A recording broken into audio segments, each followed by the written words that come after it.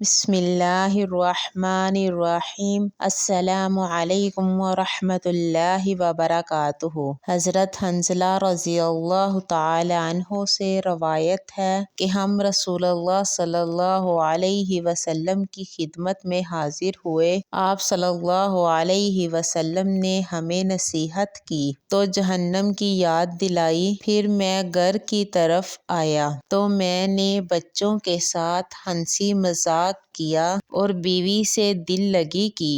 میں باہر نکلا تو ابوبکر رضی اللہ تعالی عنہ سے ملاقات ہوئی۔ میں نے ان سے اس کا تذکرہ کیا۔ پس ہم رسول اللہ صلی اللہ علیہ وسلم سے ملے تو میں نے عرض کیا، اے اللہ کے رسول صلی اللہ علیہ وسلم، حنظلہ تو منافق ہو گیا۔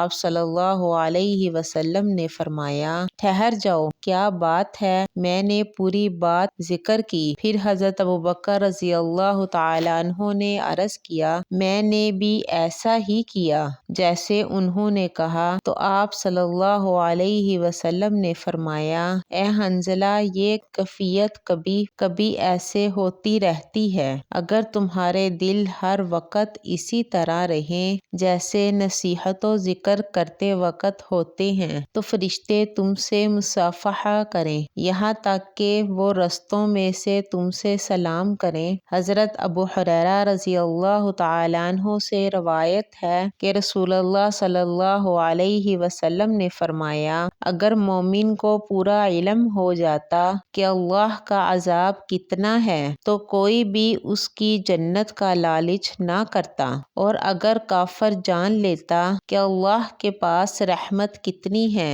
تو کوئی جنت سے نا امید نہ ہوتا۔